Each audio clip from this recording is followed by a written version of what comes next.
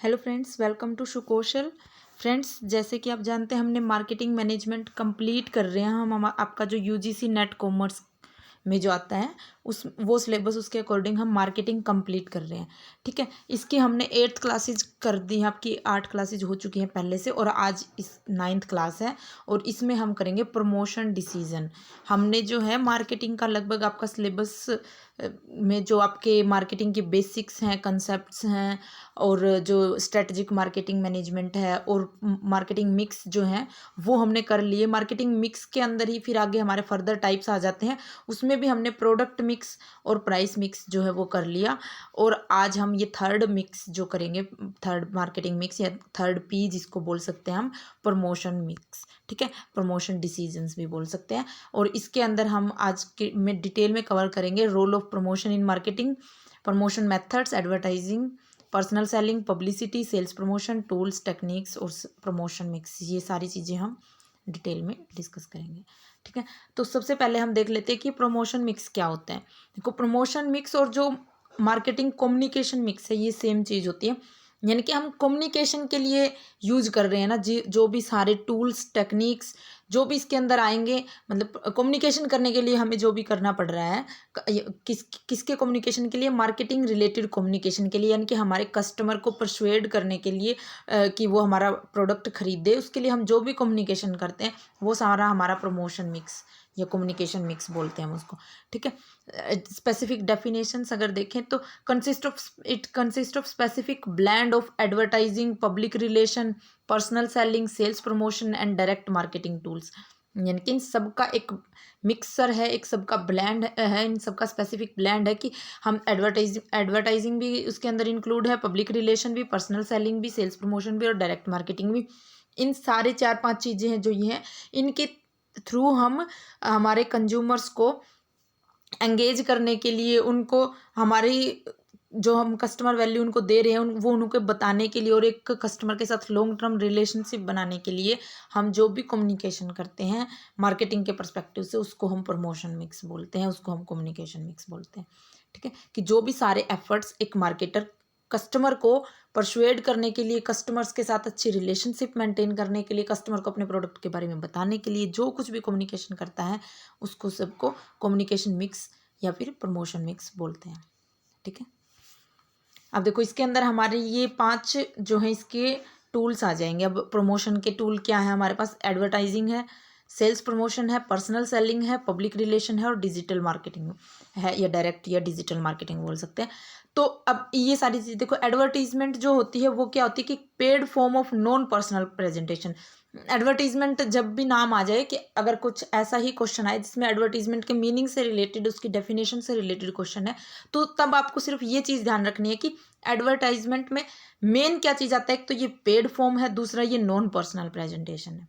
ठीक है, कि मार्केटर को उसके लिए पे करना पड़ता है पैसा, तब कोई बंदा उस मार्केटर के प्रोडक्ट की ऐड देता है या एडवर्टीजमेंट देता है, तो इसलिए वो पेड फॉर्म है, ना कि वो फ्री में नहीं करता। कोई भी फ्री में अगर करता है तो वो पब्लिसिटी आ जाती है, तो इसलिए एडवर्टीजमेंट जो है वो पेड फॉर्म है और नॉन पर्सनल है, यानी कि फेस टू फेस इंटरेक्ट नहीं करता कोई इंडिविजुअल पर्सन प्रोडक्ट को सेल करने के लिए, तो ये एडवर्टीजमेंट वो नहीं है। तो एडवर्टीजमेंट इसलिए नॉन पर्सनल प्रेजेंटेशन है। ठीक है, और जैसे कि टीवी में, आप मोबाइल में भी, प्रिंट मीडिया के थ्रू कैसे भी आप अपने प्रोडक्ट को प्रमोट करने के लिए जो भी टूल्स टेक्निक्स यूज करते हो जो कि पेड फॉर्म में होती है, नॉन पर्सनल होती है, तो वो एडवर्टीजमेंट होती है। ठीक है, सेल्स प्रमोशन अब क्या है, सेल्स प्रमोशन का में अगर जो एक बिल्कुल सेम छोटी सी एक चीज़ जिससे आपको बिल्कुल मीनिंग क्लियर हो जाए कि सेल्स प्रमोशन क्या है, तो वो है short term incentives. Sales promotion का मतलब है शॉर्ट टर्म इंसेंटिव्स देके हम कस्टमर को हमारे प्रोडक्ट खरीदने के लिए आकर्षित करते हैं, तो वो शॉर्ट टर्म इंसेंटिव्स के थ्रू करते हैं। इसमें paid form of non personal presentation था एडवर्टीजमेंट में। पर्सनल सेलिंग में अब क्या होगा, पर्सनल सेलिंग में नाम से ही जैसे क्लियर हो रहा है कि कस्टमर के साथ पर्सनली इंटरेक्ट करेगा कोई भी एक सेल्स पर्सन हमारी सेल्स फोर्स जो है कंपनी की, वो कस्टमर के साथ फेस टू फेस जब इंटरेक्ट करके फिर उनको प्रोडक्ट के बारे में बताना, उनके कोई डाउट्स हैं तो वो क्लियर करना और फिर फाइनली सेल करना, वो हमारा पर्सनल सेलिंग में आता है।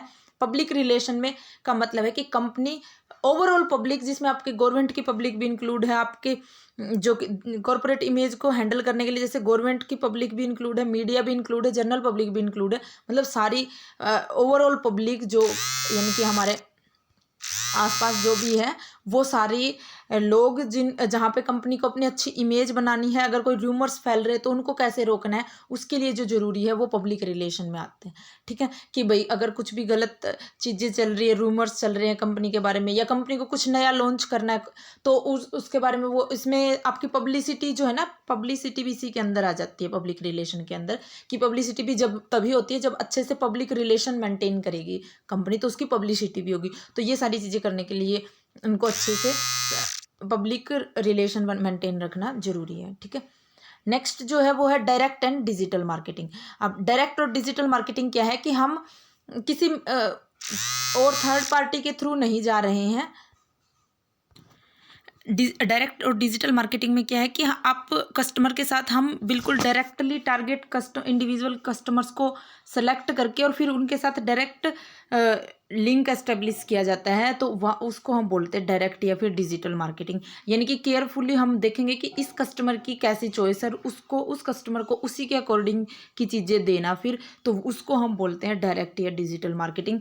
ये डायरेक्ट मार्केटिंग में तो इसमें ये हो गया कि हम किसी भी थर्ड पार्टी के थ्रू जैसे नहीं जा रहा है, जैसे कि एडवर्टीजमेंट में कोई हम एडवर्टीजमेंट एजेंसी को हमारी ऐड के लिए पैसे देते हैं, फिर वो हमारी ऐड करवाते हैं, तो ऐसा नहीं होता है इसमें डायरेक्ट मार्केटिंग, क्योंकि हम डायरेक्ट जो सेल्स फोर्स है हमारे, वो या तो फेस टू फेस या फिर डिजिटल फॉर्म में वो कस्टमर के साथ इंटरेक्ट करते हैं, और वो इंटरेक्ट भी ना करें, चाहे इंटरेक्ट करना इसमें ज़रूरी नहीं है। इसमें ये बात मेन ये है कि हम जो हमारे इंडिविजुअल टारगेटेड कस्टमर्स हैं उनको उनके अकॉर्डिंग प्रोडक्ट अवेलेबल करवाते हैं।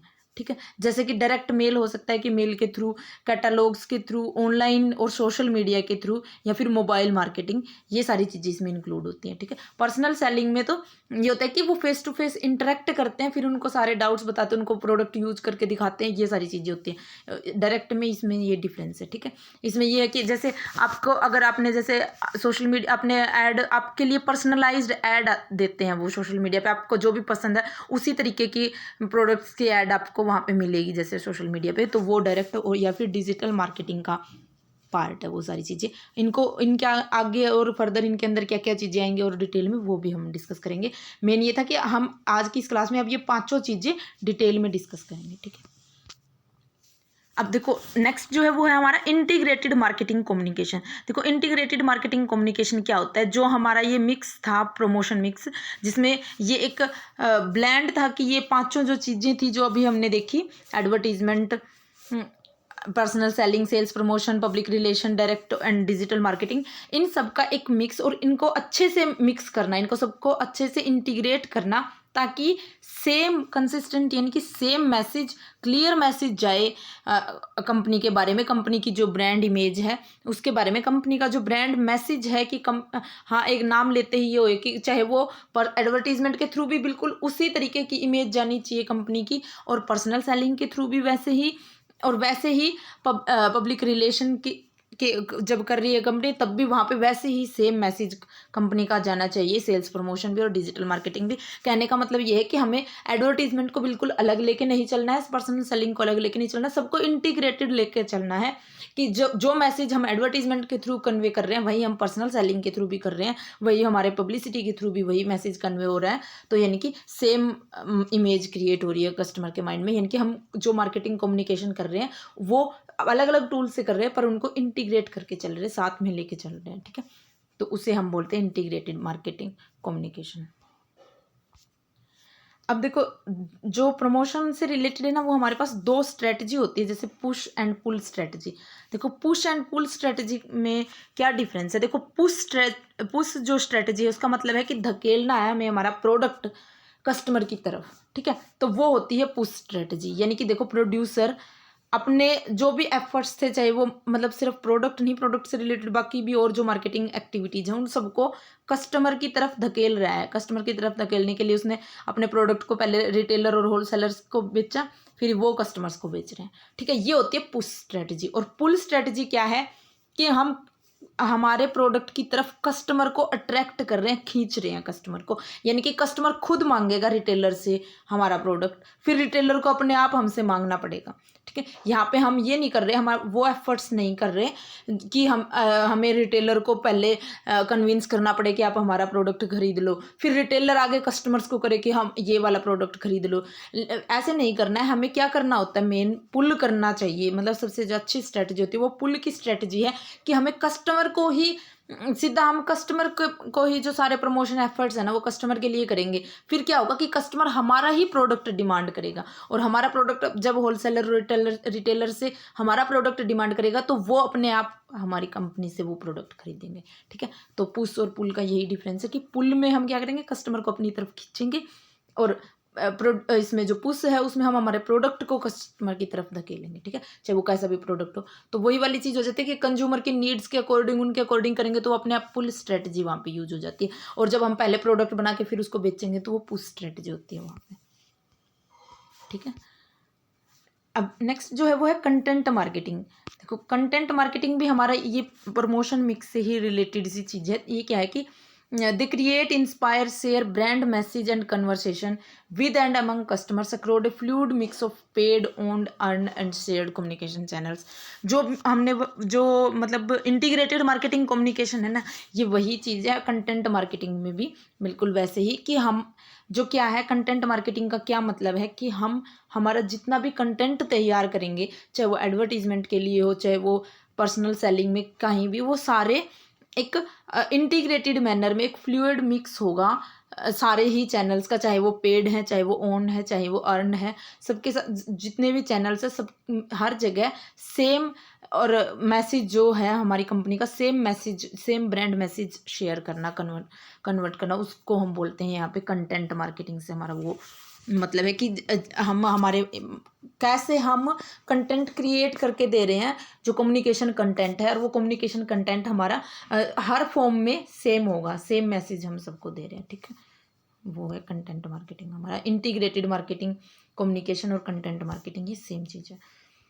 अब देखो steps in effective marketing communication के लिए क्या है कि सबसे पहले हम टारगेट ऑडियंस को आइडेंटिफाई करेंगे कि हमें हमारा जो मार्केटिंग का मैसेज है वो किसको देना है, टारगेट ऑडियंस को सेलेक्ट करेंगे, आइडेंटिफाई करेंगे। उसके बाद कम्युनिकेशन के क्या ऑब्जेक्टिव्स हैं हमारे, वो सेलेक्ट करेंगे। उसके बाद हम ये देखेंगे कि मैसेज डिज़ाइन कैसे करेंगे, उसमें मैसेज का कंटेंट, मैसेज का स्ट्रक्चर और मैसेज का फॉर्मेट क्या होगा, ये देखेंगे। उसके बाद हम ये देखेंगे कि अब मैसेज भी डिसाइड हो गया, ये भी पता चल गया किसको कन्वे करना है। ठीक है, हमें क्या कन्वे करना है, ऑब्जेक्टिव भी पता चल गया, मैसेज भी डिसाइड हो गया कि हाँ अच्छे से इस फॉर्म में करना है। फिर ये देखेंगे कि किस मीडिया के थ्रू करेंगे, किस चैनल के थ्रू करेंगे, पर्सनल या नॉन पर्सनल, किसके थ्रू करेंगे। उसके बाद हम देखेंगे कि किस सोर्स के थ्रू करेंगे।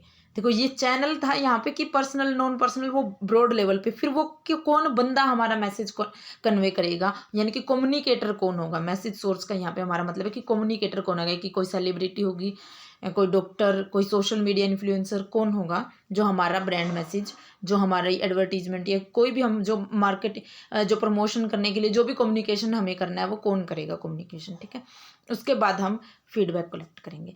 इनके अंदर जो इंपॉर्टेंट चीज़ें हैं आगे इनके अंदर फर्दर, पहले तो ये है कि आपको ये स्टेप्स याद रखने की। सबसे पहले क्या आता है कि सबसे पहले टारगेट ऑडियंस आइडेंटिफाई करनी, फिर ऑब्जेक्टिव सेट करने, फिर मैसेज डिज़ाइन करना है, फिर चैनल चूज़ करना है, फिर मैसेज सोर्स चूज़ करना है, और फिर फीडबैक लेनी है। ठीक है, अब देखो जो ऑब्जेक्टिव थे कम्युनिकेशन ऑब्जेक्टिव्स, वो हम क्या सोच के तय करते हैं कि क्या कम्युनिकेशन ऑब्जेक्टिव होना चाहिए। जब कम्युनिकेशन ऑब्जेक्टिव है ना, तो उस टाइम पे हमें ये देखना है कि बायर की रेडीनेस स्टेज कौन सी है, कि कस्टमर हमारे प्रोडक्ट को खरीदने के लिए रेडी हो रहा है, तो वो एक प्रोसेस के थ्रू होके होते हैं। ठीक है, कि और हमें पहले ये देखना है कि बायर कौन सी स्टेज पे है, फिर हमारा वही ऑब्जेक्टिव होगा उसके अकॉर्डिंग। जैसे कि अब बायर की, इसके लिए हमें ये समझना है कि बायर रेडीनेस स्टेज के कौन से स्टेप्स हैं, तो वो क्या कौन कौन से हैं। अवेयरनेस, नॉलेज, लाइकिंग, प्रेफरेंस, और फिर कन्विक्शन, और फिर परचेज। यानी कि सबसे पहले कस्टमर अवेयर होना चाहिए प्रोडक्ट के बारे में। अगर वो अवेयर है, अगर वो अवेयर भी नहीं है, तो हमारे कम्युनिकेशन का ऑब्जेक्टिव क्या होगा, अवेयरनेस देना कस्टमर को। ठीक है, अगर वो अवेयर है, अब हमारा कस्टमर अवेयर है, तो फिर क्या उसको नॉलेज भी है हमारे प्रोडक्ट के बारे में अच्छे से भी पता है। अवेयर होने का मतलब है कि सिर्फ उसको पता है कि हाँ इस तरीके का कोई प्रोडक्ट है इस कंपनी का, वो अवेयरनेस है। नॉलेज का मतलब है उसके बारे में और ज़्यादा डिटेल में पता है। अगर नहीं पता है तो हमारा ऑब्जेक्टिव फिर क्या होगा कम्युनिकेशन का, कस्टमर को नॉलेज देना प्रोडक्ट के बारे में।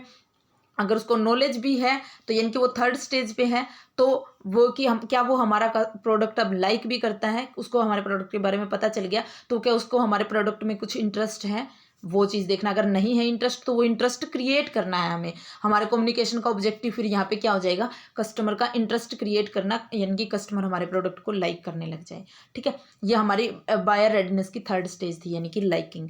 अब अगर वो लाइक भी कर रहा है तो ये नहीं होगा, अब इससे नेक्स्ट स्टेज पे जाएंगे हम, उससे नेक्स्ट क्या होगी फिर प्रेफरेंस। अब देखो वो पसंद कर रहा है, और एक ये है कि वो सिर्फ हमारा ही कंपनी का प्रोडक्ट वो पसंद कर रहा है। तो ये कि वो प्रोडक्ट पसंद कर रहा है, अब प्रोडक्ट कॉम्पिटिटर वाला भी उसको वही ऐसा ही लग रहा है, तो वो कॉम्पिटिटर वाले के कंपैरिजन में हमारे वाले को प्रेफरेंस दे रहा है या नहीं दे रहा।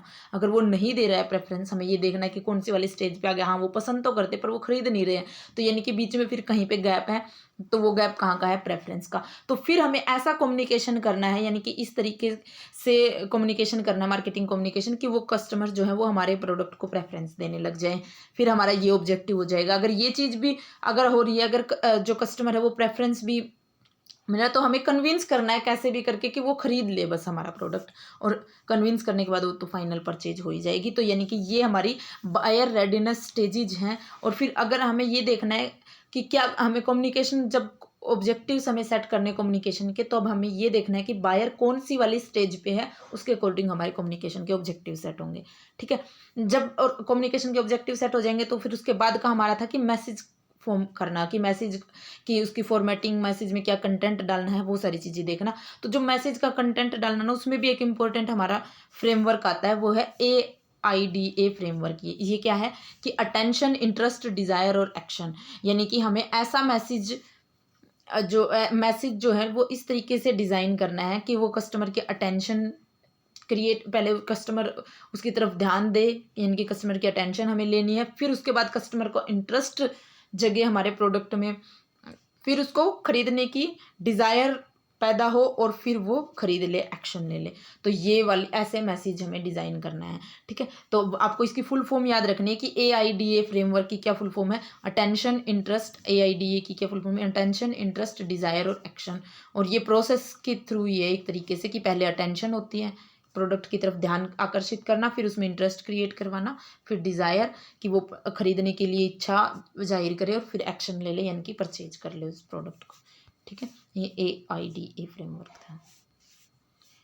उसके बाद देखो, अब जब मैसेज कंटेंट जब हम डिसाइड कर रहे हैं कि मैसेज में हमें किस तरीके की, जो वो तो था कि मैसेज डिज़ाइन कर रहे हैं हम, तो वो फ्रेमवर्क हमें फॉलो करना चाहिए। मैसेज कंटेंट में क्या क्या चीज़ें आती है, कि अपील कर रहे हैं हम कस्टमर से, तो किस तरीके की अपील्स हो सकती हैं। रैशनल अपील हो सकती है, इमोशनल अपील हो सकती है, मोरल अपील हो सकती है। रैशनल अपील का क्या मतलब है कि हम प्रोडक्ट की क्वालिटी, उसकी इकोनॉमिक वैल्यू, मतलब जो रैशनल चीज़ें हैं, जो एक ये नहीं बोलते कि एक रैशनल इंडिविजुअल है, या रैशनल इंडिविजुअल है कोई कस्टमर, यानी कि वो सोच समझ के सारी चीज़ें करा। सोचने समझने में क्या चीज़ें आ जाती है, सोचने समझने में वो क्या होगा कि प्रोडक्ट की क्वालिटी कैसी, उसके बारे में सोचेगा, उसकी इकोनॉमिक वैल्यू कैसी है, मतलब उसका प्राइस क्या है, उसको कंपेयर करेगा, क्या वैल्यू दे रहा है वो, उसकी परफॉर्मेंस कैसी है।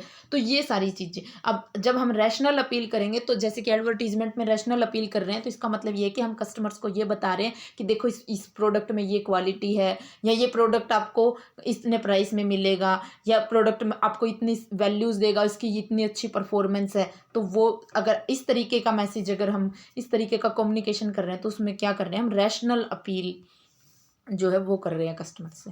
ठीक है, उसके बाद आती है इमोशनल अपील। देखो इमोशनल अपील का क्या मतलब है, नाम से ही क्लियर है कि हम कस्टमर्स को इमोशंस, उनके इमोशंस जगा रहे हैं कि हमारे प्रोडक्ट कैसे उनके साथ इमोशनली अटैच है। ठीक है, वो वहाँ पे हम करेंगे इमोशनल अटैचमेंट, मतलब कि हम इमोशनल अपील करेंगे। जैसे कोई एडवर्टीजमेंट ये करे कि हाँ, जैसे आपकी फैमिली के साथ अच्छा टाइम स्पेंड करने के लिए आपको ये प्रोडक्ट, या फैमिली के लिए है आपकी, तो वो इमोशनल अपील कर रहे हैं वो हमारे लिए। ठीक है, नेक्स्ट जो है वो है मोरल अपील। मोरल अपील में यहाँ ही आ जाएगा कि क्या सही है। देखो ये प्रोडक्ट खरीदना इसलिए सही है, आप इन्वायरमेंट के लिए भी इको फ्रेंडली है ये प्रोडक्ट, इस तरीके से कि क्या राइट है, क्या प्रॉपर है, इस तरीके के मैसेज अगर कन्वे कर रहे हैं तो वो होती है मोरल अपील, ठीक है, कि क्या सही है क्या नहीं। इसमें यही आ जाएगा कि क्लीन इन्वायरमेंट के लिए, क्योंकि हम हमारा प्रोडक्ट खरीदने से आप कैसे आप सोसाइटी के लिए भी इस एक तरीके से कंट्रीब्यूट कर रहे हो। ये नहीं है कि सिर्फ आप हमारा प्रोडक्ट खरीद रहे हो, आप जैसे ये नहीं आता कि वो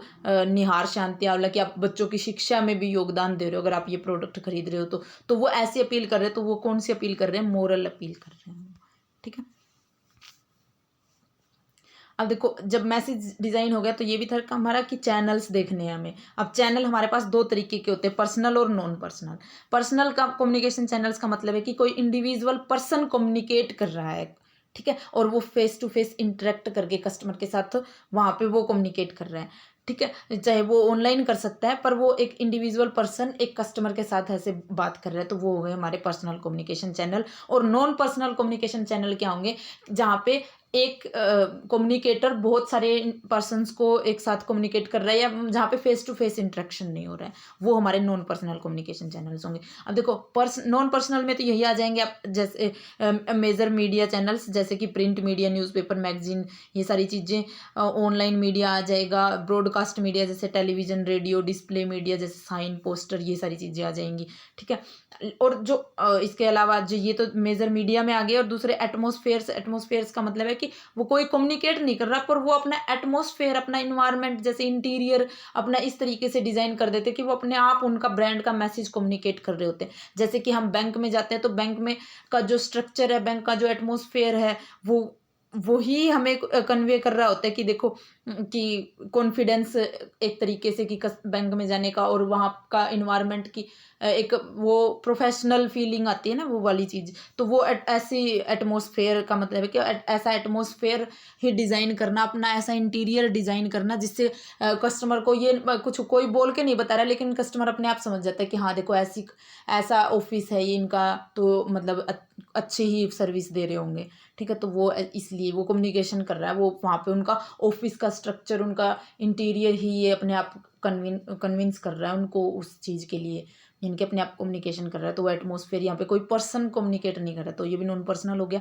इवेंट्स कि कोई इवेंट ऑर्गेनाइज करवाया और वो इवेंट में देखा एग्जीबिशन या टूर वगैरह, जहाँ पे इवेंट में अगर कंपनी का कुछ प्रेजेंस हो रही है तो उनके थ्रू हो रहे हैं, ठीक है। कि जैसे कि कोई एग्जीबिशंस है, वहाँ पे कंपनी के प्रोडक्ट्स हैं, तो वहाँ पे कम्युनिकेशन हो रहा है, कंपनी की एडवर्टीजमेंट हो रही है एक तरीके की, तो वो है ये नॉन पर्सनल कम्युनिकेशन चैनल्स। और पर्सनल कम्युनिकेशन चैनल्स अब देखो क्या होंगे?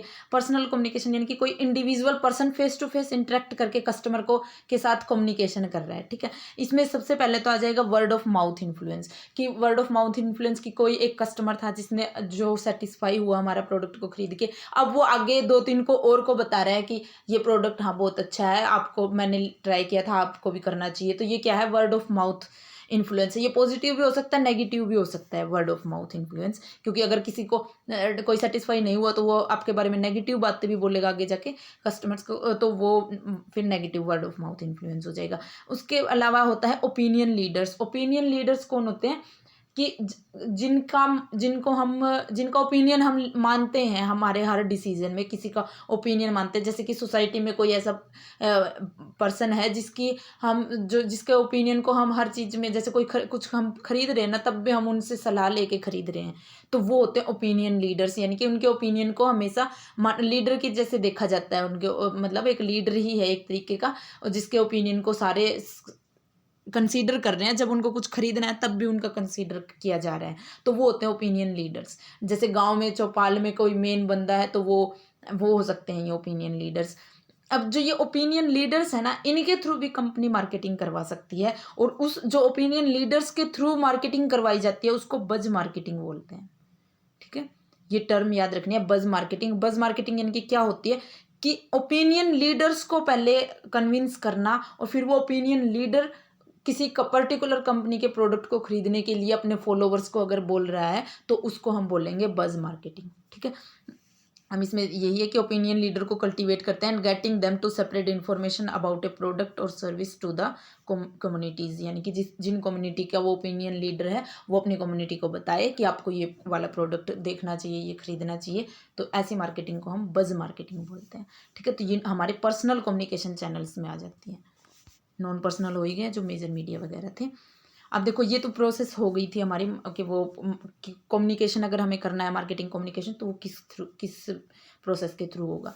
अब जब वो प्रमोशन मिक्स जो है, अब वो कम्युनिकेशन करना तो उसका बजट सेट करना, कि और वो बजट सेट करने के मेथड से कि अफोर्डेबल मेथड के थ्रू कर सकते हैं हम, परसेंटेज ऑफ सेल्स मेथड के थ्रू कर सकते हैं कि सेल की कुछ परसेंटेज हम प्रमोशन में लगाएंगे, हमारे एक्सपेंसेज वो उतना हो सकता है कि हम कितना अफोर्ड कर सकते हैं, या फिर वो अफोर्डेबल मेथड के थ्रू, या कॉम्पिटिटिव पैरिटी मेथड की कॉम्पिटिटर कितना एडवर्टीजमेंट में खर्च कर रहा है हम भी उतना ही खर्च करेंगे, ठीक है, तो या कॉम्पिटिटिव पैरिटी मेथड हो सकता है, या फिर ऑब्जेक्टिव टास्क मेथड कि हमारे क्या ऑब्जेक्टिव्स हैं, हमारे क्या क्या काम है, उनमें कितना खर्चा आ जाएगा, उसके अकॉर्डिंग हम बजट बना सकते हैं। ठीक है, इसमें इतना ही था कि आपको बस थोड़ा सा इनके मीनिंग क्लियर होने चाहिए कि कौन कौन से मेथड्स हो सकते हैं प्रमोशन बजट को सेट करने के लिए। ठीक है, इसके अलावा अब देखो ये एलिमेंट्स आ गए। अब तक था कि जो हम हमारा बेसिक था प्रमोशन मिक्स का हमने वो किया, अब हम डिटेल में एक एक इनको करेंगे। एडवर्टीजमेंट सबसे पहले अब हम करते हैं। एक सेकेंड देखो, अब एडवर्टीजमेंट देखो, एडवर्टीजमेंट क्या था कि एक paid form of non personal communication, यानी कि कोई जो मार्केटर है वो किसी एड एजेंसी को, एडवर्टीजमेंट एजेंसी को पैसे देके अपने प्रोडक्ट के बारे में कम्युनिकेशन करवाते हैं, नॉन पर्सनल कम्युनिकेशन, तो उसको हम बोलते हैं एडवर्टीजमेंट। ठीक है, अब एडवर्टीजमेंट की एक प्रोसेस होती है कि हमें पहले ऑब्जेक्टिव सेट करने हैं कि हमें हमारा सेल्स ऑब्जेक्टिव क्या है, हमारा कम्युनिकेशन का ऑब्जेक्टिव क्या है जिसके लिए हम एडवर्टीजमेंट करवा रहे हैं। ठीक है, उसके बाद हम बजट कितना रखना है एडवर्टीजमेंट का वो डिसीजन लेते हैं। उसके बाद हमारा जो है मैसेज का डिसीजन लिया जाता है कि मैसेज कैसे प्रिपेयर करना है, कि क्या मैसेज एडवर्टीजमेंट के थ्रू हमें कन्वे करना है, तो मैसेज की स्ट्रेटजी, मैसेज का एग्जीक्यूशन आएगा इसमें। और उसके बाद मैसेज डिसीजन, जैसे कि ये मेजर मीडिया टाइप की, सॉरी मैसेज डिसीजन नहीं, मीडिया डिसीजन है ये, कि पहले मैसेज प्रिपेयर कर लिया, फिर वो किस मीडिया के थ्रू जाएगा ये देखना, और फिर जो है एडवर्टीजमेंट का इवेल्युएशन करना कि अच्छे से वो कम्युनिकेशन का क्या इम्पैक्ट रहा, या हमारी सेल बढ़ी है या नहीं बढ़ी, वो इवेल्युएशन करके देखना, उस चीज़ को एनालाइज करना एक तरीके से। तो ये सारी अब इनके अंदर जो इंपॉर्टेंट चीज़ें हैं, जैसे मैसेज डिसीजन में कुछ इंपॉर्टेंट चीज़ें हैं, ये मैसेज एग्जीक्यूशन, मैसेज स्ट्रेटजी, ये क्या होती है, ये सारी चीज़ें, या इनमें भी कुछ जो इंपॉर्टेंट है वो हम आगे डिटेल में डिस्कस करते हैं। सबसे पहले तो एडवर्टीजमेंट ऑब्जेक्टिव ही जब हमने सेट किया, तो एडवर्टीजमेंट ऑब्जेक्टिव किस तरीके के हो सकते हैं। देखो, एडवर्टीजमेंट ऑब्जेक्टिव हमारे 3 तरीके के हो सकते हैं। एक तो है इन्फॉर्मेटिव एडवर्टीजमेंट, दूसरी है परसुएसिव एडवर्टीजमेंट, और तीसरी है रिमाइंडर एडवर्टीजमेंट। कि इसमें क्या है कि सबसे पहले तो ये एक होता है ऑब्जेक्टिव एडवर्टीजमेंट की इन्फॉर्मेशन देना ऑब्जेक्टिव हो सकता है एडवर्टीजमेंट का, कि हम हमारे कस्टमर को हमारे प्रोडक्ट के बारे में इन्फॉर्म कर रहे हैं, तो वो इन्फॉर्मेटिव ऑब्जेक्टिव हो जाएगा, कि इन्फॉर्मेशन देना ऑब्जेक्टिव हो जाएगा वहाँ पे एडवर्टीजमेंट का। परसुएसिव एडवर्टीजमेंट का क्या मतलब है कि हम हमारे कस्टमर को हमारा प्रोडक्ट खरीदने के लिए वो लालच दे रहे हैं, परसुएड कर रहे हैं हमारे कस्टमर्स को प्रोडक्ट खरीदने के लिए, तो वहाँ पे वो कौन सा ऑब्जेक्टिव होता है, परसुएसिव एडवर्टीजमेंट होती है, वो परसुएसिव ऑब्जेक्टिव होता है। या फिर रिमाइंड करवाना हो सकता है एडवर्टीजमेंट का ऑब्जेक्टिव, कि ये प्रोडक्ट है, देखो ये अभी भी है ये प्रोडक्ट, आप ये वाला प्रोडक्ट खरीद सकते हो, कि कस्टमर को पता है, इन्फॉर्म भी है कस्टमर उसके बारे में, कस्टमर खरीद भी रहा था वो प्रोडक्ट, तो वो उसको ये मतलब हमने लालच देना भी ऑब्जेक्टिव हो सकता है उसके बारे में, कि अट्रैक्ट करना एक तरीके से, लालच वर्ड तो यहाँ पे वो सही नहीं लगेगा, कि अट्रैक्ट कर रहे हैं हम कस्टमर को हमारे प्रोडक्ट के लिए, वो भी हो सकता है ऑब्जेक्टिव। इन्फॉर्मेशन देना भी हो सकता है, और रिमाइंड करवाना भी, कि हाँ ये प्रोडक्ट खरीद सकते हो, आपने इतने सालों से आपके साथ है, आपने पहले भी ये प्रोडक्ट खरीद रहे थे, वो बार बार, अगर ये कुछ ये नहीं होता कि कुछ टाइम तक अगर नहीं आएगी किसी प्रोडक्ट की ऐड, तो हम भूल जाते हैं कि हाँ ये प्रोडक्ट भी है अवेलेबल, तो वो याद दिलाने के लिए कस्टमर्स को कि हाँ ये प्रोडक्ट अभी भी अवेलेबल है, ये भी एडवर्टीजमेंट का ऑब्जेक्टिव हो सकता है। ठीक है, नेक्स्ट जो है वो है डेवलपिंग एडवर्टीजमेंट स्ट्रेटजी। अब एडवर्टीजमेंट स्ट्रेटजी क्या हो सकती है, जो एडवर्टीजमेंट स्ट्रेटजी जो डेवलप करनी है उसमें हमारा दो चीज़ें थी। एक तो थी कि मैसेज डिज़ाइन करना, मैसेज से रिलेटेड स्ट्रेटजी, और दूसरा है मीडिया से रिलेटेड स्ट्रेटजी। जो ये हमने ये प्रोसेस देखी, इसमें हमारी जो एडवर्टीजमेंट स्ट्रेटजी है ना, वो इसको बोल रहे हैं ये ऑथर, कि एडवर्टीजमेंट स्ट्रेटजी ये है कि इसमें 2 हैं अब हमारी, मैसेज से रिलेटेड और मीडिया से रिलेटेड डिसीजन। ठीक है, तो देखो जो एडवर्टीजमेंट मैसेज है उससे रिलेटेड क्या क्या चीज़ें हमें ध्यान रखनी चाहिए, क्या क्या स्ट्रेटजी फॉलो करनी चाहिए।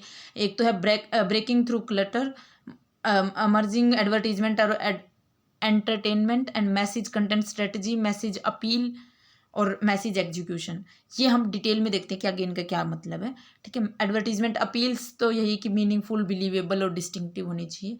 जिनके ज़्यादा इंपॉर्टेंट नहीं थे ना, जिनका मीनिंग बताना, उसको मैंने इसी में डाल दिया, और जिनको मीनिंग यहाँ पे एक्सप्लेन नहीं कर रखा उनको आगे हम करते हैं डिस्कस। उसके बाद सेलेक्टिव एडवर्टाइजिंग मीडिया। जब हमारा मैसेज डिज़ाइन हो जाता है उसके बाद हम मीडिया सेलेक्ट करेंगे कि हमें किस मीडिया के थ्रू करना है। जैसे वही था कि पर्सनल नॉन को पर्सनल कम्युनिकेशन चैनल्स के थ्रू किस मीडिया के थ्रू कर रहे हैं, तो उस टाइम पे भी हमारी ये है कि हम ये देखेंगे कि उस मीडिया की रीच कितनी है, फ्रीक्वेंसी कितनी है, और उस मीडिया का इम्पैक्ट कितना है। जैसे हम टेलीविज़न अगर यूज करेंगे हमारे एडवर्टीजमेंट के लिए, तो टेलीविज़न की फ्रीक्वेंसी कितनी है, कितने लोग उसको देख रहे हैं, कितनी बार बार देखा जा रहा है, क्या उसका इम्पैक्ट पड़ेगा, ये सारी चीज़ें एनालाइज करेंगे मीडिया के बारे में। और फिर मेजर मीडिया टाइप्स चूज़ करना कि कौन सा मेजर मीडिया टाइप्स में ये सारे आ जाएंगे आपके।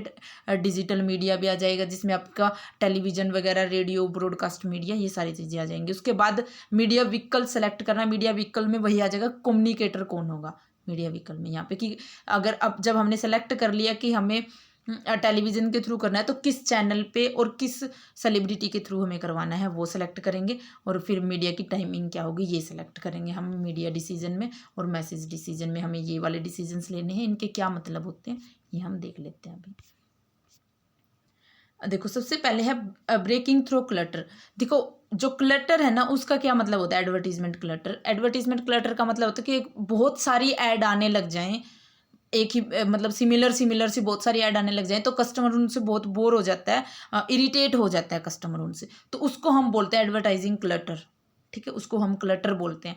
तो जो हमारा मैसेज है एडवर्टीजमेंट का वो ऐसा होना चाहिए कि उस क्लटर को तोड़ दे, यानी कि कस्टमर जो बोर हो रहा था वो बोर ना हो हमारी एडवर्टीजमेंट से। हमारे एडवर्टीजमेंट ऐसी होनी चाहिए। अब जैसे देखो अगर आपको जैसे हम जो ये क्लटर का इशू है ना, ये जो टेलीविज़न एड्स है ना उनमें ज़्यादा आता है टीवी की एड्स में, क्योंकि उनमें सिमिलर प्रोडक्ट की अलग अलग ब्रांड वाली कंपनीज एडवर्टीजमेंट देती रहती है लगातार कंटिन्यूसली, तो उनसे कस्टमर इरिटेट हो जाते हैं, तो वहाँ पे एडवर्टीजमेंट क्लटर हम वहाँ होता है ये बोल सकते हैं। तो हमारा एडवर्टीजमेंट जो मैसेज है वो ऐसा होना चाहिए कि वो बोर ना हो, जिससे वो थोड़ा सा अलग हो, उसमें कुछ न्यूनेस होनी चाहिए, कस्टमर का उसमें कुछ एंटरटेनमेंट भी मिले, उसको कुछ इन्फॉर्मेशन उसमें जानने को मिलेगी। अगर कुछ ऐसा इनोवेटिव सा मैसेज होगा हमारा तो वो कस्टमर उससे बोर नहीं होगा, यानी कि क्लटर को तोड़ देंगे हम, ब्रेकिंग थ्रू क्लटर हो जाएगा। ठीक है, अब इसको करने के लिए क्या तरीके हो सकते हैं ऐसा मैसेज डिजाइन करने के लिए।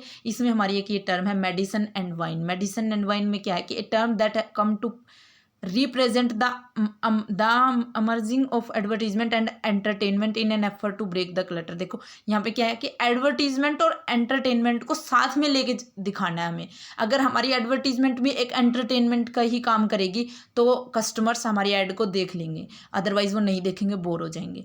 तो इसलिए ऐसी ऐड डिज़ाइन करनी है जो कि एडवर्टीजमेंट के साथ एंटरटेनमेंट भी करे।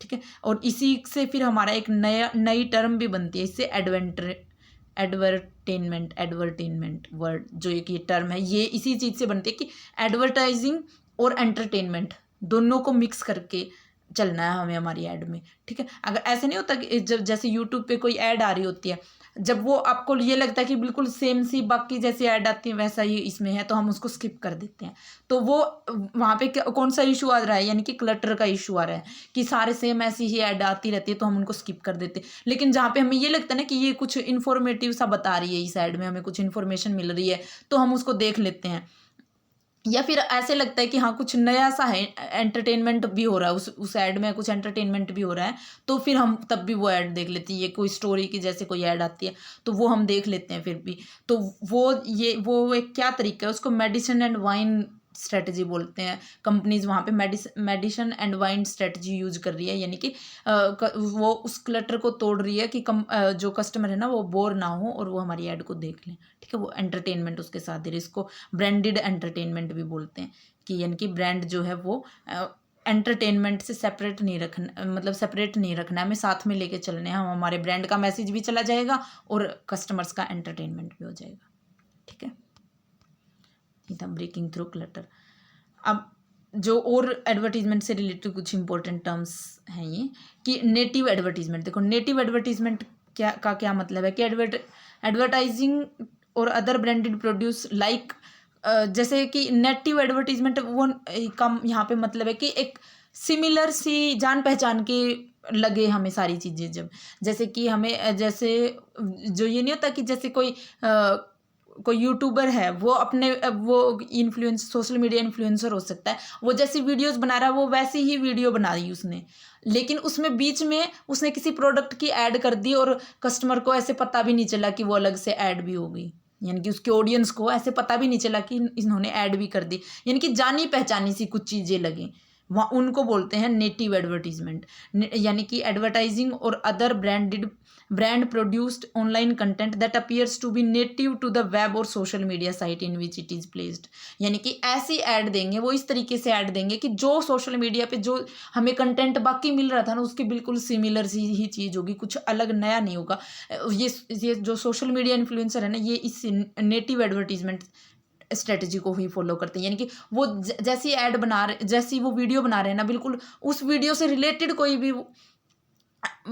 भी प्रोडक्ट होगा ना, वो उसको उस वीडियो में डाल देंगे और वो इस तरीके से आपको एडवर्टीजमेंट भी कर देंगे उसकी कि आपको इतना ज़्यादा डिफरेंस भी नहीं लगेगा कि हाँ इन्होंने किसी प्रोडक्ट की ऐड भी कर दी, तो उसको हम बोलते हैं नेटिव एडवर्टीजमेंट। दूसरी है सबलिमिनल एडवर्टीजमेंट। सबलिमिनल एडवर्टीजमेंट ये क्या होती है कि इस ऐसी एडवर्टीजमेंट जिसमें बिल्कुल ओवर इमेजिनेशन दिखाया जाता है कि कुछ ऐसा जो चीज़ें जो रियल में पॉसिबल नहीं है और कस्टमर को ऐसे दिखाया जाता है कि आप ऐसे भी सोच सकते हो, आप इसको ऐसे भी देख सकते हो, उनको हम बोलते हैं सबलिमिनल एडवर्टीजमेंट।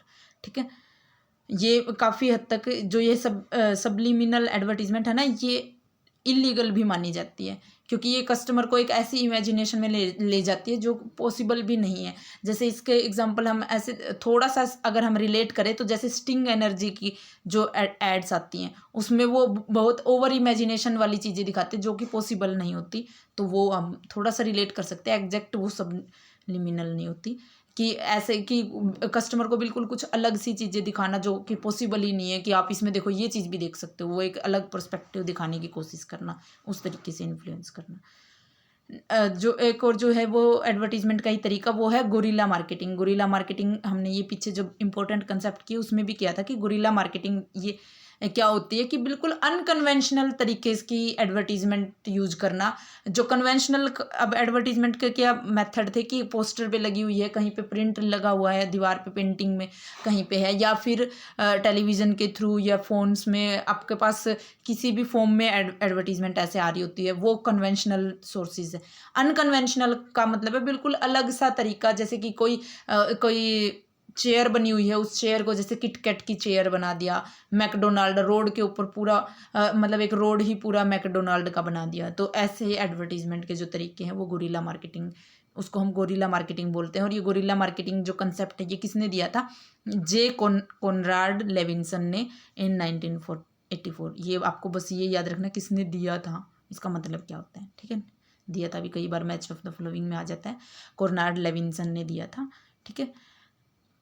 और एडवर्टीजमेंट से रिलेटेड एक और चीज़ हमारे एक कंसेप्ट आता है डैगमार अप्रोच। अब देखो डैगमार अप्रोच क्या होती है, इसकी फुल फॉर्म है define advertisement goals for measuring advertisement results. यानी कि हमें एडवर्टीजमेंट गोल इस तरीके से डिज़ाइन करने हैं, डिफाइन करने हैं ताकि हमारे जो एडवर्टीजमेंट रिजल्ट्स हैं उनको हम मेज़र कर सकें।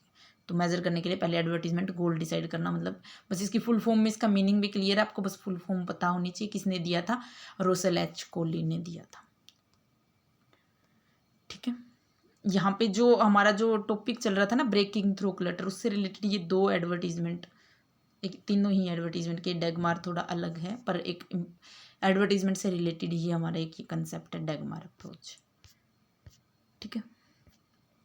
अब हमने ये देखा कि मैसेज किस तरीके का बनाना है हमें कि वो क्लटर है उसको तोड़ दे, यानी कि जो कस्टमर बोर ना हो उससे, ऐसा हमें मैसेज डिज़ाइन करना है। उसके बाद है मैसेज एग्जीक्यूशन। अब मैसेज एग्जीक्यूशन का मतलब है कि मैसेज जब हमने प्रिपेयर तो कर लिया कि हम इस तरीके का मैसेज देंगे, अब वो मैसेज उसको एग्जीक्यूट कैसे करना है, जैसे उसकी स्टाइल क्या होगा, टोन क्या होगी, वर्ड फॉर्मेट, ये चीज़ें कैसी होंगी, मैसेज एग्जीक्यूशन यानी कि एडवर्टीजमेंट का जो मैसेज है वो किस तरीके से हम एग्जीक्यूट करेंगे, किस स्टाइल में, किस टोन में, किस वर्डिंग में कैसे यूज करेंगे।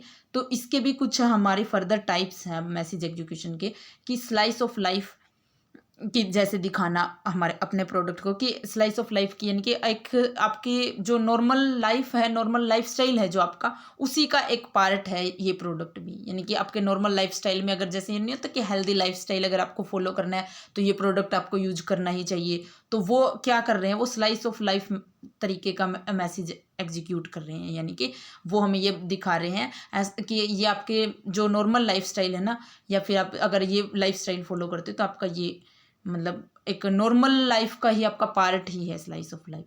ठीक है, लाइफस्टाइल में यही कि एक पर्टिकुलर लाइफस्टाइल अगर आप फॉलो कर रहे हो, जैसे वो होता है ना कि अगर आपको एक हेल्दी लाइफस्टाइल, वो वाला एग्जांपल यहाँ पे सेट होता है कि हेल्दी लाइफस्टाइल अगर आप फॉलो कर रहे हो तो आपको ये प्रोडक्ट यूज करना चाहिए कि एक पर्टिकुलर लाइफस्टाइल के साथ। और ये था कि नॉर्मल सेटिंग में कि हर रोज उठते ही ये चीज़ तो आपके पास होनी चाहिए, तो वो नॉर्मल सेटिंग।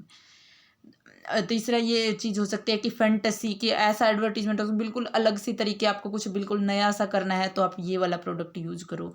ठीक है, मूड और इमेजेस, कि आपका इस तरीके का मूड है तो आपको ये वाला प्रोडक्ट यूज करना चाहिए, कि वो मूड के अकॉर्डिंग आपको मैसेज दे, मतलब कस्टमर्स के मूड के अकॉर्डिंगली उनको कन्विंस करना। ठीक है, म्यूजिकल में कि वो एक कार्टून करेक्टर या फिर ऐसे ही कुछ गाना गा रहे हैं इस फॉर्म में आपको प्रेजेंट करना है आपका। अब वो कुछ ऐसा प्रोडक्ट होगा जो कि वहाँ पे ही सूट कर रहा है, तो आपको उस तरीके से करना चाहिए कि हाँ कार्टून्स के थ्रू गाना गाते हुए या ऐसे कुछ करते हो तो वो म्यूजिकल फॉर्म में हो सकता है प्रेजेंट। जैसे अमूल के आते तो वो डांस भी कर रहे होते हैं, गाना भी गा रहे होते हैं अमूल के एडवर्टीजमेंट में, तो वो म्यूजिकल फॉर्म में अपना प्रेजेंट कर रहे हैं अपनी ऐड को। ये मैसेज एजुकेशन में ये कि किस तरीके से प्रेजेंट किया जा रहा है मैसेज को। ठीक है, और क्या हो सकता है कि पर्सनैलिटी सिंबल के फॉर्म में दिखाना, कि इस टाइप की पर्सनैलिटी के लोगों के लिए बिल्कुल अच्छे से ये सूट होता है, तो वो पर्सनैलिटी सिंबल के फॉर्म में दिखाना। टेक्निकल एक्सपर्टीज़ के फॉर्म में दिखाना कि देखो that style show companies expertise in making the product, की कंपनी की इसी में एक्सपर्टीज़ है, कंपनी यही वाली कंपनी बिल्कुल एक्सपर्ट है इतने सालों से कि इसके जैसे मतलब वो टेक्निकल एक्सपर्टीज शो करते हैं अपने उसमें। ठीक है, साइंटिफिक एविडेंस की ये दिखाना कि देखो ये प्रूव है कि ये प्रोडक्ट ही सबसे बेस्ट है, तो वो इसमें साइंटिफिक एविडेंसेस दिखा रहे होते हैं अपने मैसेज के थ्रू। और टेस्टिमोनल एविडेंस या एंडोर्समेंट, इसमें क्या होता है कि किसी कोई और पर्सन, नॉन पर्सन वो उस प्रोडक्ट के बारे में बता रहा होता है, जैसे सेलिब्रिटीज़ के थ्रू करते हैं कि कोई सेलिब्रिटी अगर उसके बारे में बोल रहा है तो यानी कि सही होगा फिर वो प्रोडक्ट। ठीक है, तो वो टेस्टिमोनल एविडेंसेस हो जाते हैं कि किसी और के थ्रू हम दे रहे हैं, तो वो एक तरीके से हमारे प्रोडक्ट की अच्छा होने के लिए एविडेंस है वो हमारे प्रोडक्ट को अच्छा बनाने का। ठीक है, एंडोर्समेंट या टेस्टिमोनल एविडेंसेस बोल सकते हैं इसको हम। आपको इनके सबके मीनिंग पता होना चाहिए। आ सकता है कुछ भी कि ऐसा अगर मैसेज है तो वो टेस्टिमोनल एविडेंस है, एग्जाम्पल दे के पूछ सकते हैं, एग्जाम्पल आ जाएगा फिर वो है किस तरीके का, ये चीज़ आपको पता होनी चाहिए इनके मीनिंग से। सिंपल सिंपल सी ये चीज़ें, अगर फिर भी कुछ ना समझ आए तो आप कमेंट करके पूछ सकते हो। ठीक है, अब देखो जब मैसेज सारा हो गया प्रिपेयर, मैसेज कैसे क्या मैसेज में डालना है और मैसेज को किस तरीके से कन्वे करना है वो भी देख लिया हमने। फिर ये है कि किस मीडिया के थ्रू होगा। अब मीडिया के थ्रू हमने देखा कि मेजर मीडिया टाइप्स हमें देखने हैं। अब मेजर मीडिया टाइप्स जो हैं, मेजर मीडिया टाइप्स में हमारा जो आते हैं वो यही आएंगे, उसमें television, digital, social media, newspaper, direct mail, magazine, radio, outdoor.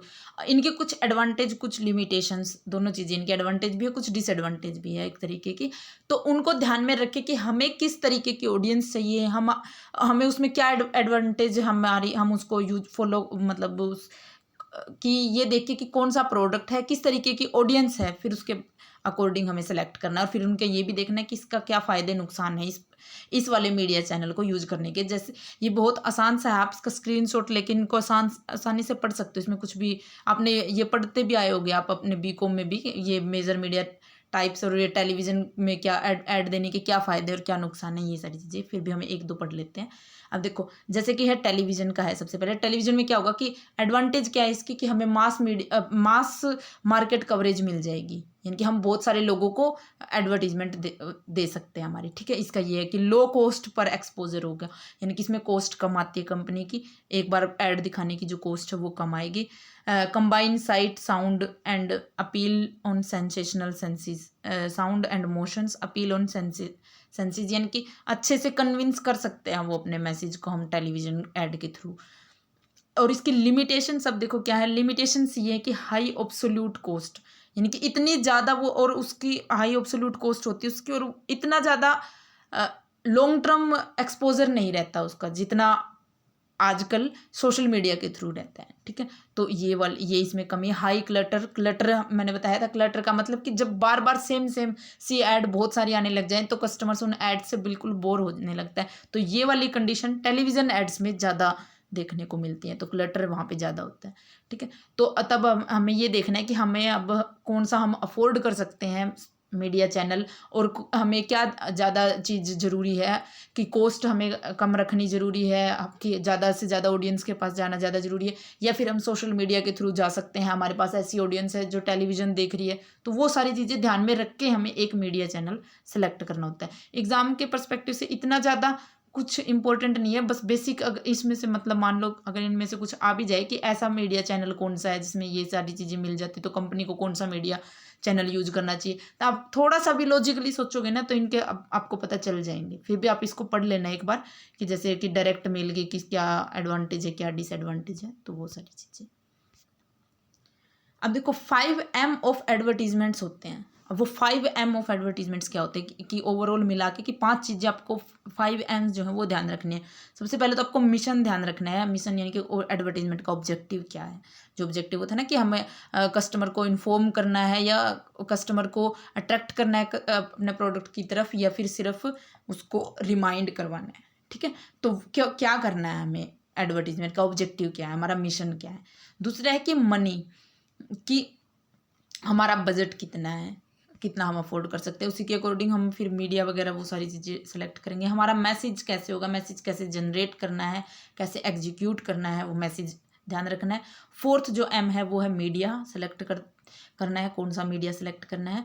फिर जो है वो है मेजरमेंट, की मेज़र करना है। फिर वो मेज़र में हमारा फिर वो डेगमार अप्रोच थी ना, वो आ जाती है यहाँ पे, डेगमार अप्रोच, कि हमें हमारे जो एडवर्टीजमेंट्स के रिजल्ट्स हैं उनको मेज़र भी करना है कि हमारे जो ऑब्जेक्टिव्स हैं वो अचीव हुए भी हैं या नहीं। अब एडवर्टीजमेंट के ऑब्जेक्टिव्स देखो, ये भी हो सकता है कि हमें सेल बढ़ानी थी, वो सेल बढ़ी है भी या नहीं बढ़ी, ठीक है। तो वो मेज़र करके देखेंगे हम कि एडवर्टीजमेंट हमारी इफेक्टिव है भी या नहीं है। तो ये 5M's हमें एडवर्टीजमेंट में ध्यान रखने होते हैं, ठीक है। ये हमारी एडवर्टीजमेंट यहाँ पे खत्म हो गई। एडवर्टीजमेंट की देखो एक प्रोसेस ही थी, उसमें ये था कि मैसेज में क्या ध्यान रखना है, मीडिया में क्या ध्यान रखना है, ठीक है। अब हमारा आया है कि पब्लिक रिलेशन। पब्लिक रिलेशन जो है वो क्या, कि हमें हमारी इमेज कंपनी की जो है वो अच्छी रखनी है अब पूरी पब्लिक में। पब्लिक में हमारे प्रेस भी आ जाएगी, प्रेस एजेंसीज, प्रेस रिलेशन, यानी कि मीडिया के साथ हमें अच्छी रिलेशनशिप रखने में, न्यूज़ मीडिया के साथ, ताकि कुछ भी र्यूमर्स फैल रहे हैं तो हम उनके थ्रू बता सकें, कस्टमर्स को इन्फॉर्म कर सके, क्योंकि मीडिया के थ्रू हम कस्टमर्स को वो पब्लिसिटी हो जाएगी एक तरीके से हमारी, अगर हमारी उनके साथ अच्छे रिलेशंस होंगे तो।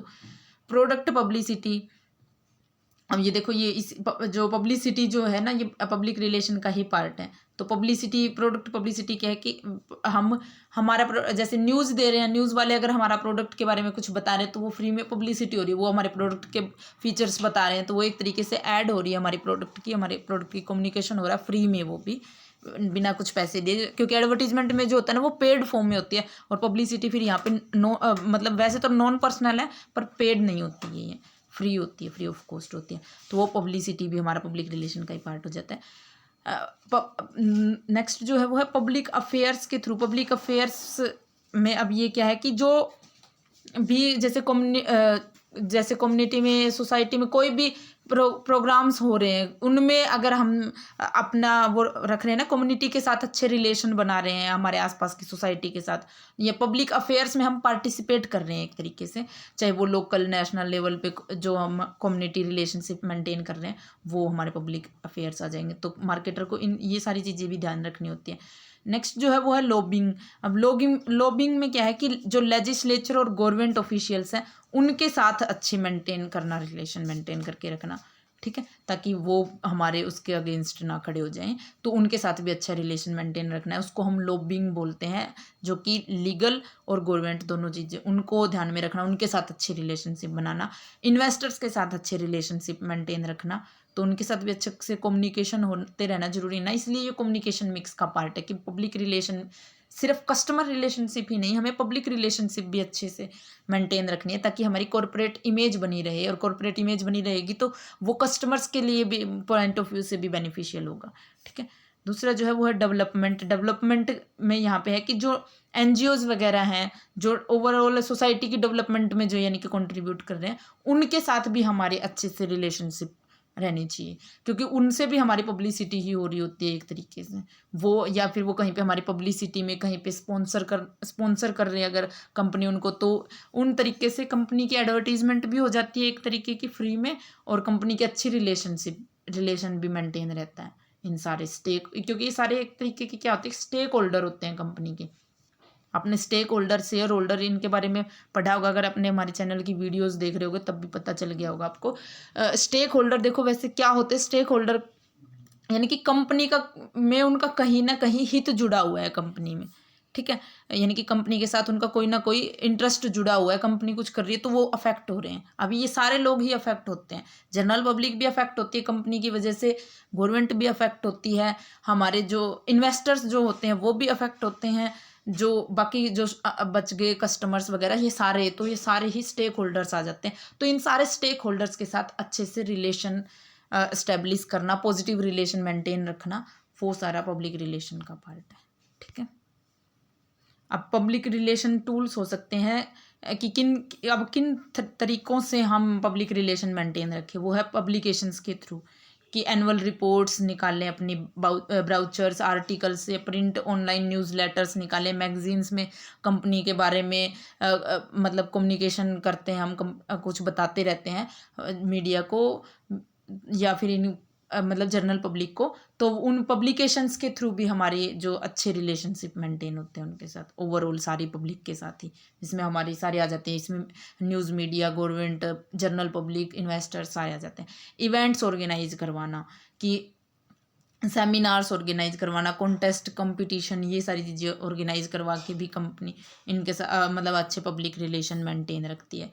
ठीक है, कि कोई शो, जैसे कोई कंपनी किसी शो को स्पॉन्सर कर देती है तो वो एक तरीके का, या फिर कोई इवेंट रख रही है, जैसे कोई स्पोर्ट्स मीट रख दी, तो वो सारी चीज़ें रखना, इवेंट्स ऑर्गेनाइज करवाना। न्यूज़ के थ्रू की जैसे कि जो न्यूज़ एजेंसीज हैं उनको अपनी कंपनी के बारे में कुछ न्यूज़ बताते रहना, अगर वो आपसे कुछ पूछ रहे हैं उनके साथ प्रेस कॉन्फ्रेंसिस करना, तो वो सारे यहाँ पे आ जाते हैं। प्रेस कॉन्फ्रेंस अगर करते तो उनकी इमेज अच्छी होती है, उनकी जो एक तरीके से मार्केट, उनकी जो पब्लिक रिलेशन ना और कॉर्पोरेट इमेज है वो एस्टेब्लिश होती है। पब्लिक सर्विस एक्टिविटीज़ में पार्टिसिपेट करना, पब्लिक सर्विस एक्टिविटीज़ में वही कि वो एनजीओज वगैरह के साथ कोलैबोरेट करके काम करते रहना। कुछ आइडेंटिटी मीडिया में क्या है कि the firm visually identity is carried by logos, stationery, brochure, signs, business forms, business cards, इन सब के थ्रू की कुछ एक वो नहीं होता अलग से, जहाँ पे कंपनी का लोगो को मतलब हर जगह पे दिख रहा है, कंपनी का लोगो आपको हर तरीके से, साइंस पे, ब्राउचर्स पे, स्टेशनरी पे, तो इन उससे भी कंपनी की एक तरीके से गुडविल क्रिएट हो रही है, कंपनी की इमेज बन रही है, एडवर्टीजमेंट भी हो रही है, मतलब मार्केटिंग कम्युनिकेशन भी हो रहा है, साथ के साथ पब्लिसिटी भी हो रही है। तो वो एक ये सारी चीज़ें जो पब्लिक रिलेशन है ना, वो भी एक तरीके से प्रमोशन का ही काम कर रही है कंपनी का। ठीक है, तो ये सारी चीज़ें, इसलिए पब्लिक रिलेशन भी एक इम्पोर्टेंट चीज़ है, और वो इन सारे तरीकों से कंपनी जो है वो अचीव कर सकती है। अब थर्ड जो हमारा आ गया वो आ गया सेल्स प्रमोशन। हमने एडवर्टीजमेंट और पब्लिक रिलेशन जो है वो कर लिया। अब जो थर्ड जो है वो है हमारा सेल्स प्रमोशन। सेल्स प्रमोशन देखो क्या है, जैसे उसमें हमने देखा था कि शॉर्ट टर्म इंसेंटिव्स देना कस्टमर्स को, ताकि वो हमारी सेल बढ़ जाए।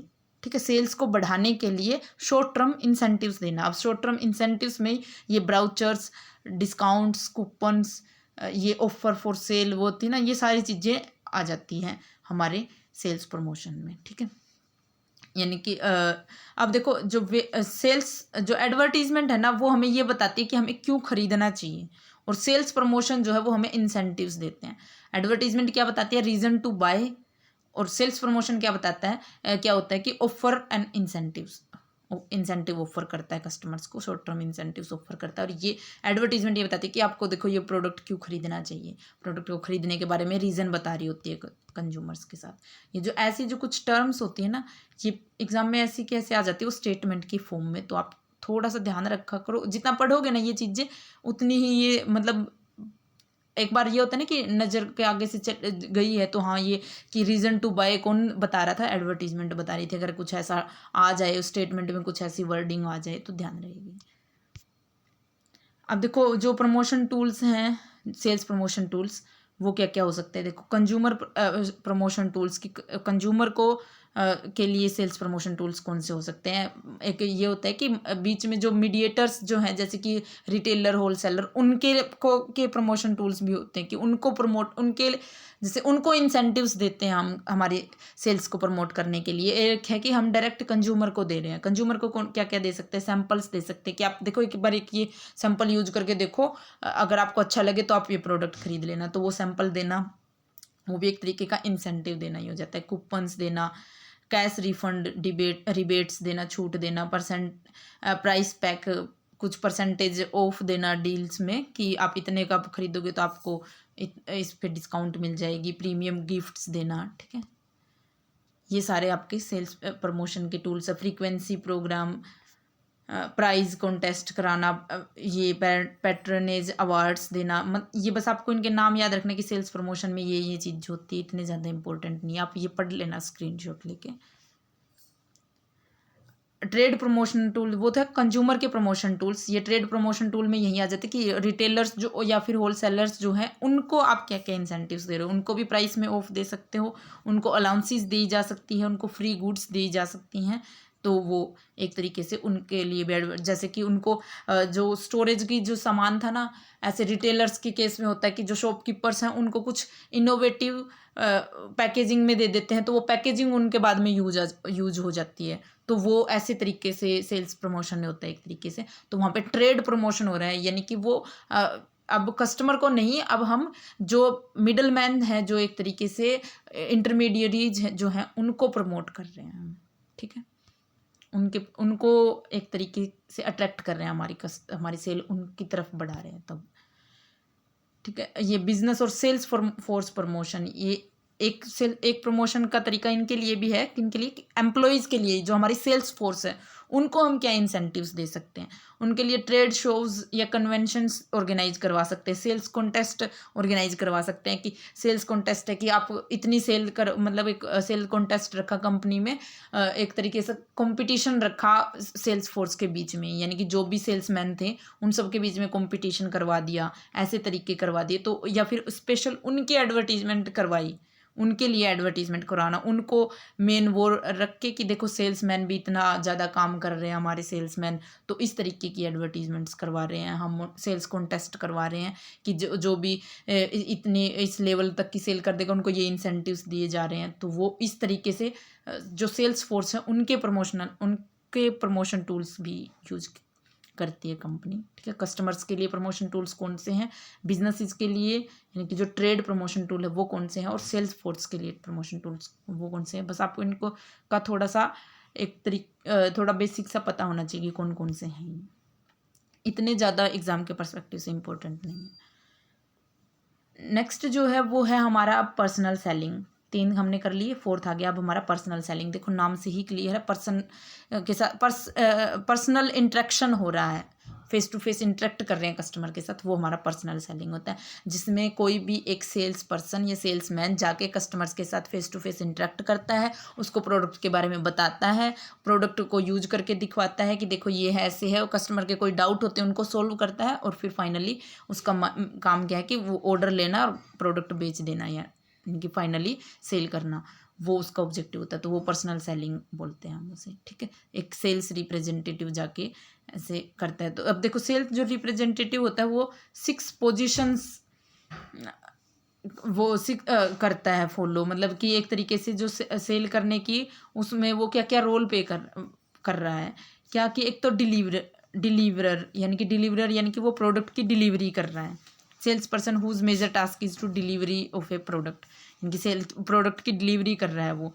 दूसरा ऑर्डर टेकर, वो ऑर्डर ले रहा होता है, या फिर ये तो ये हो गया कि वो प्रोडक्ट जाके बेच के आ रहे हैं ना, उसको को उसके साथ पर्सनल इंटरेक्शन करके फेस टू फेस जाके वो प्रोडक्ट बेच के आ रहा है, प्रोडक्ट की डिलीवरी करके आ रहा है, तो डिलीवरी बॉय वाला काम कर रहा है एक तरीके से। दूसरा वो ऑर्डर टेकर है, यानी कि या फिर वो ऑर्डर लेके आ रहा है कस्टमर से कि हाँ, वो कस्टमर को जाके बताया उसने, देखो इस तरीके का प्रोडक्ट है, सैंपल लेके जाता है, फिर उनसे ऑर्डर लेके आता है कि हाँ आपको ठीक है, आप इतने आप प्रोडक्ट खरीदने, उनका ऑर्डर ले आता है वो, तो वो ऑर्डर टेकर ये वहाँ पे होता है ज़्यादातर ऑर्डर टेकर की बिजनेस टू बिजनेस जहाँ पे डीलिंग हो रही होती है।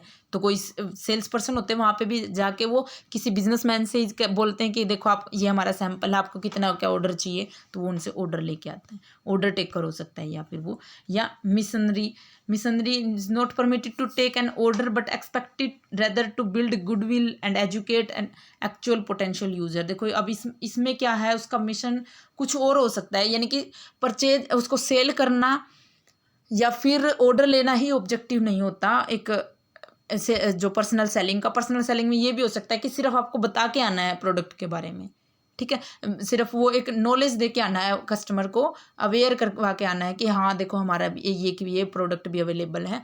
तो वो एक तरीके से गुडविल का बना के आनी है, मतलब कि कंपनी की गुडविल इमेज बना के आना, वो वाला काम भी हो सकता है सेल्स पर्सन का, ठीक है। टेक्नीशियन का काम भी होता है कि अगर आप मतलब वो प्रोडक्ट के बारे में बिल्कुल टेक्निकल नॉलेज दे के आता है कस्टमर को, उनको यूज करवा के उनके जो भी डाउट्स है कस्टमर्स के वो सोल्व करवा के, तो वो टेक्नीशियन का भी काम करता है एक तरीके से। डिमांड क्रिएटर भी है वो। डिमांड क्रिएटर का मतलब ये है कि वो जो प्रोडक्ट है उसके बारे में बताता है कस्टमर्स को, फिर वो कस्टमर्स उसके बारे में मतलब वो कस्टमर्स को अट्रैक्ट करता है, तो कस्टमर खरीदते हैं, तो वो डिमांड क्रिएटर भी है। Solution vendor, a sales person whose expertise is solving customers problem, customers की प्रॉब्लम डाउट्स भी सोल्व कर रहा है ना, तो वो सोल्यूशन वेंडर का भी काम कर रहा है, ठीक है। तो ये सारे रोल पे कर रहा होता है एक पर्सनल सेलर या सेल्स पर्सन जो कि पर्सनल सेलिंग करता है। अब पर्सनल सेलिंग की प्रोसेस है, देखो क्या कि सबसे पहले सेल्स फोर्स के ऑब्जेक्टिव सेट करना कि क्या ऑब्जेक्टिव होंगे, जो भी सेल्स फोर्स यानी कि जो भी सेल्समैन जाएगा उसके क्या ऑब्जेक्टिव्स होंगे, उनकी क्या स्ट्रेटजी होगी, क्या स्ट्रक्चर होगा जो मैसेज वगैरह है उसको देने का, कन्वे करने का, क्या सेल्स फोर्स का साइज होगा कि कितने सेल्समैन जो है वो फील्ड में जाएंगे और ऐसे सेल करके आएंगे, पर्सनल सेलिंग करके आएंगे। और फिर कंपनसेशन यानी कि फिर वो सेल इतने सारे सेल्स पर्सन है वो सेल करके आए तो उनको क्या रिवार्ड, क्या कंपनसेशन, क्या उनको पे मिलेगी, ठीक है। अब क्या क्या टास्क होते हैं, ये प्रोसेस तो इतनी ज़्यादा इंपॉर्टेंट है भी नहीं कि ये प्रोसेस ज़्यादा इंपॉर्टेंट कि पर्सनल सेलिंग के कैसे जाएंगे, उसके बाद क्या क्या प्रोसेस होगी, कैसे बात, मतलब वो एक वो है ना कि एक कस्टमर के साथ जाके बात करना और फिर उस कस्टमर को वो प्रोडक्ट बेचना, वहाँ तक की प्रोसेस में क्या क्या स्टेप्स इन्वॉल्व हैं, वो ये है टास्क इन पर्सनल सेलिंग। देखो सबसे पहले पर्सनल सेलिंग के लिए हमें प्रोस्पेक्टिंग एंड क्वालिफाइंग जो है ये हमारी अप्रोच आती है। इसमें क्या है कि हम ये देखते हैं प्रोस्पेक्टिंग में कि टारगेट कस्टमर्स कौन हैं, सबसे पहले ये देखना है। प्रोस्पेक्टिंग एंड क्वालिफाइंग का मतलब है कि सबसे पहले हमें ये देखना है कि टारगेट कस्टमर्स कौन हैं जिनको हमें पर्सनल सेलिंग के लिए चूज़ करना है, वो कौन कस्टमर्स हैं। फिर हम उनको प्री अप्रोच करते हैं। प्री अप्रोच का मतलब है कि उन कस्टमर्स के बारे में डिटेल में पता लगाते हैं कि ये कहाँ पे है, इनका एड्रेस क्या है, तो ये सारी चीज़ें उनको मतलब कि वो कहाँ पे काम कर रहे हैं उनके बारे में बेसिक इन्फॉर्मेशंस कलेक्ट करना, उसको हम बोलते हैं प्री अप्रोच। और अप्रोच में क्या है कि फाइनली उनसे मिलना, एक उनके साथ अपॉइंटमेंट फिक्स करवा के उनसे मिलना, वो होती है अप्रोच।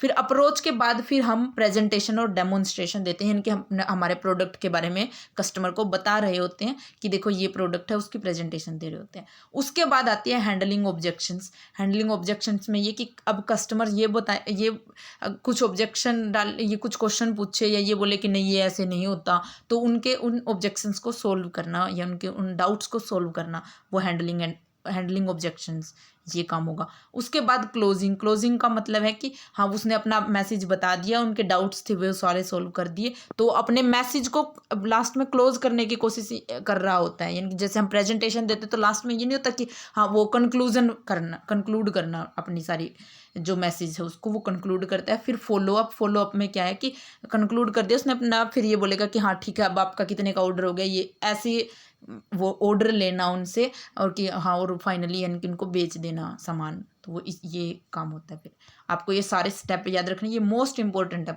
पर्सनल सेलिंग के स्टेप्स, यहाँ पे मोस्ट इंपॉर्टेंट है। इनके मीनिंग भी कि प्रोस्पेक्टिंग और क्वालिफाइंग में क्या है, प्री अप्रोच क्या है, अप्रोच क्या है, ये सारी चीज़ें देखो। प्रोस्पेक्टिंग यानी कि हम पोटेंशियल कस्टमर को का पता लगा रहे हैं कि कौन है, फिर उनके बारे में कुछ डिटेल पता लगा रहे हैं, फिर उनको फाइनली मिल रहे हैं, फिर मिलके उनको प्रेजेंटेशन दे रहे हैं, फिर उनके ऑब्जेक्शंस हैंडल कर रहे हैं, फिर हमारे कम्युनिकेशन मैसेज को क्लोज कर रहे हैं, और फॉलोअप में फाइनली उनसे ऑर्डर ले रहे हैं और हमारी सेल कर रहे हैं। ठीक है, ये इनकी डिटेल में एक्सप्लेनेशन भी है, ये आप पढ़ लेना। मैंने इनका मीनिंग तो बता ही दिया आपको। अब देखो स्पिन प्रिंसिपल है पर्सनल सेलिंग में, ये क्या होता है स्पिन प्रिंसिपल? स्पिन प्रिंसिपल का मतलब है कि किस तरीके के, जब बिजनेस टू बिजनेस डीलिंग हो रही होती है तब किस तरीके के क्वेश्चंस पूछे जाते हैं। तो एक तो है situation questions, these asks about fact और explore the buyers present situation. For example what system are you using to invoice your customers. कि देखो सिचुएशन कि जब बिजनेस टू बिजनेस, देखो पर्सनल सेलिंग जो है ना वो सबसे ज़्यादा यूजफुल तो वहीं होती है बिजनेस टू बिजनेस कम्युनिकेशन में, क्योंकि जब बिजनेस टू बिजनेस कम्युनिकेशन करना होता है तो हमारे कस्टमर बहुत गिने चुने होते हैं, यानी कि बिजनेसमैन ही होते हैं, वो तो बहुत कम होते हैं। एक तो होता है कि जनरल पब्लिक, जब हमारे फाइनल कंज्यूमर्स जो हमारे कस्टमर्स होंगे तब क्या तो बहुत ज़्यादा होते हैं वो बल्क में, तो उनके साथ एक एक के साथ पर्सनली इंटरेक्ट करके पर्सनल सेलिंग इतना पॉसिबल नहीं होता। बिजनेस टू बिजनेस में ये चीज़ बहुत ज़्यादा यूज होती है। तो अब बिजनेस टू बिजनेस में हम जो कस्टमर्स हैं, जो अब वो दूसरे बिजनेसमैन ही हमारे कस्टमर है, तो उनके साथ हम किस तरीके से उनसे क्वेश्चंस पूछ रहे हैं, क्या बातचीत हो रही है, तो वो वाली चीज़ है। तो अब स्पिन प्रिंसिपल इसमें कि हमें उनसे स्पिन क्वेश्चंस पूछने हैं। स्पिन क्वेश्चन में क्या है कि सबसे पहले सिचुएशन क्वेश्चंस, कि पहले उनकी क्या सिचुएशन है उसके बारे में क्वेश्चन पूछना। फिर प्रॉब्लम क्वेश्चंस की जो उनकी सिचुएशन थी उसमें क्या प्रॉब्लम है, अब पहले सिचुएशन का पता लगाना, फिर उनकी प्रॉब्लम्स का पता लगाना यानी कि प्रॉब्लम क्वेश्चंस। फिर इम्प्लीकेशन क्वेश्चंस, कि प्रॉब्लम को कैसे, जो प्रॉब्लम है वो कितनी ज़्यादा उनको अफेक्ट कर रही है उसके बारे में पूछना, तो वो इम्प्लीकेशन क्वेश्चन। फिर नीड पे ऑफ क्वेश्चन, कि वो उनकी नीड को हम कैसे सेटिस्फाई कर सकते हैं उसके बारे में, कि अच्छा ठीक है आपको ये प्रॉब्लम हो रही है, अच्छा इस प्रॉब्लम के लिए आप हमारे पास देखो ये सॉल्यूशन है, तो क्या हम इसकी आप कैसे हेल्प कर सकते हैं हम आपकी इस प्रॉब्लम को दूर करने के लिए, उन सब से रिलेटेड क्वेश्चंस करना।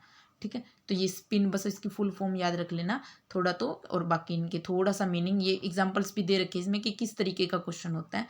फुल फॉर्म सबसे ज़्यादा जरूरी है याद रखना कि स्पिन प्रिंसिपल एक तो देखो किससे रिलेटेड है, पर्सनल सेलिंग, और किस केस में बिजनेस टू बिजनेस में। इसकी full form situation question, P से पर्सनल क्वेश्चन, सॉरी पी से प्रॉब्लम क्वेश्चन, आई से इम्प्लीकेशन, और एन से जो है नीड पे ऑफ क्वेश्चंस। ठीक है, क्वेश्चन से रिलेटेड है ये फुल प्रिंसिपल। अब जो है वो हमारा फिफ्थ आ गया, पर्सनल सेलिंग में भी वही थी, उसकी प्रोसेस इंपॉर्टेंट है, प्रोसेस की एक एक टर्म इंपॉर्टेंट है। उसके बाद जो फिफ्थ जो अब हमारा आ जाता है वो है डायरेक्ट मार्केटिंग। देखो डायरेक्ट मार्केटिंग में हमने मीनिंग तो इसका डिस्कस कर भी लिया था कि हम डायरेक्ट कस्टमर के साथ वो कर रहे हैं, डीलिंग कर रहे हैं, बीच में कोई मीडिएटर के थ्रू नहीं करे। जैसे एडवर्टीजमेंट में नॉन पर्सनल कम्युनिकेशन हो रहा था, कोई एक अलग बंदा मतलब एक एडवर्टीजमेंट एजेंसी अलग ही होगी वो, और वो एडवर्टीजमेंट एजेंसी भी किसी एक सेलिब्रिटी के थ्रू एडवर्टीजमेंट करवा रही है, वो हमारा मैसेज कन्वे कर रहे हैं। लेकिन यहाँ पे हम कस्टमर्स के साथ डायरेक्टली बात कर रहे हैं, वो चाहे डिजिटली कर सकते हैं या फेस टू फेस कर सकते हैं, वो अलग चीज़ है। लेकिन डायरेक्ट मार्केटिंग में यानी कि हम कस्टमर्स के साथ डायरेक्टली बात कर रहे होते हैं। ठीक है, डायरेक्टली कस्टमर जो भी जैसे कस्टमर को चाहिए होता है वो उसको हम, जैसे डिजिटल मार्केटिंग ही इसको आप बोलो तो बहुत अच्छे से समझ आ जाएगा। डिजिटल मार्केटिंग में यही होता है कि कस्टमर का हमें पता चल जाता है कि उसकी क्या चॉइसेस है। अब जैसे जैसे हम किस तरीके की जैसे पोस्ट्स को सोशल मीडिया पे लाइक कर रहे हैं, किन तो वो वो देख के कि हाँ ये इस तरीके के प्रोडक्ट, यानी कि इस कस्टमर की इस तरीके की प्रेफरेंस है, तो वो हमें उसी तरीके की चीज़ें हमारे जो प्रोडक्ट हैं उनकी एड्स हमारे सामने आती हैं फिर। ठीक है, तो वो क्या हो रहा है, वहाँ पे डायरेक्ट मार्केटिंग ही हो रही है एक तरीके से। ठीक है, अब वो एक सॉरी जो डिजिटल मार्केटिंग है ना, वो डायरेक्ट मार्केटिंग का ही एक तरीके का पार्ट है। इसमें इसके अलावा कैटालॉग मार्केटिंग, टेली मार्केटिंग, यानी कि टेलीफोन के थ्रू हम कस्टमर से ऑर्डर ले रहे हैं, उनको सामान दे रहे हैं, तो वो भी डायरेक्ट मार्केटिंग के अंदर ही आता है। कियोस्क मार्केटिंग हो सकती है इसके। एक और चीज़ कियोस्क मार्केटिंग क्या है कि जब कस्टमर बहुत कंफर्टेबल हो जाता है तो अपने आप ही सामान लेने लग जाता है, तो वो जैसे ये नहीं होती वो ऑटोमेटिक वेंडिंग मशीन्स के थ्रू, तो उसको बोलते हैं हम kiosk marketing. Automatic vending machine में कस्टमर खुद जाके सामान खरीद रहा होता है, तो यानी कि बीच में कोई मीडिएटर नहीं होता, कस्टमर और कंपनी डायरेक्टली एक इंटरेक्ट कर रहे होते हैं, तो वो डायरेक्ट मार्केटिंग होती है। ठीक है, मीडिएटर नहीं है अब, तो इसलिए कंपनी डायरेक्टली, चाहे वो डिजिटली उनके साथ कनेक्ट हो रही है, चाहे वो किसी भी फॉर्म में हो रही है, टेलीफोन के थ्रू हो रही है, मेल के थ्रू हो रही है, वो डायरेक्ट मार्केटिंग हो जाएगी हमारी। ठीक है, डायरेक्ट मार्केटिंग और डिजिटल मार्केटिंग यही है कि डायरेक्ट जो ट्रेडिशनल जो डायरेक्ट मार्केटिंग थी उसमें क्या था, face to face selling, direct mail marketing, catalogue marketing, telemarketing, ये सब चीज़ें होती थी। और आजकल जो डायरेक्ट मार्केटिंग है उसने डिजिटल का ही एक तरीके से पूरी वो डिजिटल मार्केटिंग ही होगी है डायरेक्ट मार्केटिंग, क्योंकि सोशल मीडिया के थ्रू जो सोशल मीडिया मार्केटिंग या डिजिटल मार्केटिंग बोल सकते हैं। इसलिए आज की जो डायरेक्ट मार्केटिंग है उसको ट्रेडिशनली ये होता था कि मेल्स के थ्रू वो ऑर्डर लेना, टेलीविज़न के थ्रू, टेलीफोन मतलब टेलीविज़न में एडवर्टीजमेंट वो ऐड दिखाइए नहीं कि इस नंबर पे कॉल करके आप अभी हमें सामान मंगवा सकते, तो वो टेलीफोन के थ्रू मार्केटिंग कर रहे थे, वो चीज़ होती थी। लेकिन आजकल ये सारा काम सोशल मीडिया के थ्रू ही हो जाता है डिजिटली, तो इसलिए डिजिटल मार्केटिंग की फॉर्म में आ गई है डायरेक्ट मार्केटिंग। ठीक है, सेम है, यानी कि डायरेक्ट मार्केटिंग को आप डिजिटल मार्केटिंग से समझ सकते हो अच्छे से। एक और जो हमारी इंपॉर्टेंट टर्म इसमें वायरल मार्केटिंग, डिजिटल मार्केटिंग से रिलेटेड ही है। देखो वायरल मार्केटिंग क्या है कि कंपनी जानबूझ के कुछ चीज़ें इस तरीके की चीज़ें वायरल करवा देती ताकि उनकी का प्रमोशन हो जाए, तो उसको हम बोलते हैं वायरल मार्केटिंग। ये वर्ड ऑफ माउथ जो मार्केटिंग है उसका ही एक डिजिटल वर्जन है एक तरीके से। वर्ड ऑफ माउथ यानी कि एक बंदे को कोई चीज़ पता चली तो वो जाके और किसी को बता के आ रहा है, तो वो ऐसे तो बहुत कम को बता सकता है, लेकिन जब वो वायरल हो जाती है वो चीज़ें, तो यानी कि बहुत सारे लोगों को पता चल जाती है एक साथ। तो जानबूझ के जैसे कंपनी जब वो कुछ एक वीडियो जानबूझ के वायरल करवाती ताकि उनकी कंपनी की इमेज बन जाए। ठीक है, अब वो कंपनी ये नहीं कि सिर्फ प्रोडक्ट बेचने वाली, ये भी हो सकता है कि कोई खुद कोई सोशल मीडिया इन्फ्लुएंसर है, वो अपनी जानबूझ के अपने फॉलोवर्स बढ़ाने के लिए भी वीडियो वायरल करते हैं, तो एक तरीके से मार्केटिंग ही कर रहे हैं वो अपनी। मार्केटिंग ये नहीं है कि सिर्फ एक प्रोडक्ट की मार्केटिंग हो रही है, मार्केटिंग बहुत सारी चीज़ों की हो सकती है। हमने देखा था ना जो मार्केटिंग का स्कोप पढ़ा था बिल्कुल बेसिक्स स्टार्टिंग में, उसमें क्या था कि मार्केटिंग जो है वो हम पर्सन की भी मार्केटिंग कर सकते हैं। ठीक है, क्योंकि जो सेलिब्रिटीज़ है वो अपनी खुद की मार्केटिंग भी करते हैं, तो वो वायरल मार्केटिंग यूज़ करते हैं बहुत ज़्यादा। तो वायरल मार्केटिंग ये वही है कि जानबूझ के मतलब कि एक ऐसे अपने जो भी मैसेज है उसको बहुत ज़्यादा लोगों में वर्ड ऑफ माउथ के जैसे फैलाना, वायरल करवाना, वो है। ये एक तरीके का इनएक्सपेंसिव टूल भी है और ज़्यादा इफेक्टिव भी है, क्योंकि देखो एक आप वायरल हुई चीज़ें जैसे कौन कैसे आएगी, वायरल कैसे होगी कि हम हमारे फ्रेंड्स को भेजेंगे, हमारे फ्रेंड्स फिर अपने आगे फ्रेंड्स को भेजेंगे, और जो चीज़ फ्रेंड से मिल रही होती है तो जो कस्टमर जो है वो उसको अच्छे से ज़्यादा अच्छे से सुन भी लेता, देख भी लेता है कि हाँ भाई मेरे फ्रेंड ने भेजी तो यानी कि उसमें कुछ होगा ऐसा इंटरेस्टिंग, इसलिए उसने भेजी है। तो वायरल मार्केटिंग वो इफेक्टिव भी होती है और इनएक्सपेंसिव भी होती है, यानी कि उसमें इतना ज़्यादा खर्चा भी नहीं लगता कंपनी का, तो इसलिए ये ट्रेंड में है आजकल वायरल मार्केटिंग। अब है हमारी बारी प्रीवियस ईयर क्वेश्चन डिस्कस करने की, जो कि हमारे प्रमोशन से रिलेटेड है। देखो, there are 7 elements of personal selling which of the following which are followed in certain sequence at a time of making sales to customers by sales person. The correct sequence, देखो personal selling की जो process थी हमें उसकी correct sequence बतानी है। क्या क्या है, 7 एलिमेंट्स थे। प्रोस्पेक्टिंग होता है हमारा, अप्रोच होता है, प्री अप्रोच होता है, presentation, overcoming objection, follow up, closing. तो सबसे पहले हम क्या करते हैं, फिर उसके बाद क्या होता है। देखो हमने सबसे पहले देखा था कि सबसे पहले हमें ये आइडेंटिफाई करना है पोटेंशियल कस्टमर्स कौन है, और ये चीज़ हम किस में करते हैं, प्रोस्पेक्टिंग में करते हैं। प्रोस्पेक्टिंग किस में, सबसे पहले एक में ही है, सी में, प्रोस्पेक्टिंग। प्रोस्पेक्टिंग करनी है कि सबसे पहले पोटेंशियल कस्टमर्स देखने हैं, उसके बाद उनको प्री अप्रोच करना है, फिर अप्रोच करना है, फिर प्रेजेंटेशन, फिर ओवरकमिंग ऑब्जेक्शंस की जो भी डाउट्स हैं उनके वो क्लियर कर रहे हैं, फिर क्लोजिंग और फिर फॉलोअप। तो ये वैसे भी पूरा देखने की नीड भी नहीं पड़ी हमें, क्योंकि सिर्फ इसी ऑप्शन में ही जो है वो प्रोस्पेक्टिंग हमारा गिवन है। ठीक है, तो हमारा राइट आंसर इसमें सी हो जाएगा। अब नेक्स्ट जो क्वेश्चन जिसका आपको आंसर कमेंट सेक्शन में देना है वो क्या है? Select the correct sequence for hierarchy of affect model related to marketing communication. Hierarchy of affect model, ये इसमें वो है कि hierarchy of affect model related with marketing communication, और ये मॉडल हमने पढ़ा है लेकिन इसको हायरार्की ऑफ अफेक्ट नाम से नहीं पढ़ा था, किसी और नाम से पढ़ा था, पर थी यही सारी प्रोसेस, यही सारे स्टेप्स उसमें वो क्या थे और उसकी करेक्ट सीक्वेंस क्या है, ये सीक्वेंस आप कमेंट सेक्शन में बताओगे। ठीक है, थैंक्स फॉर वॉचिंग।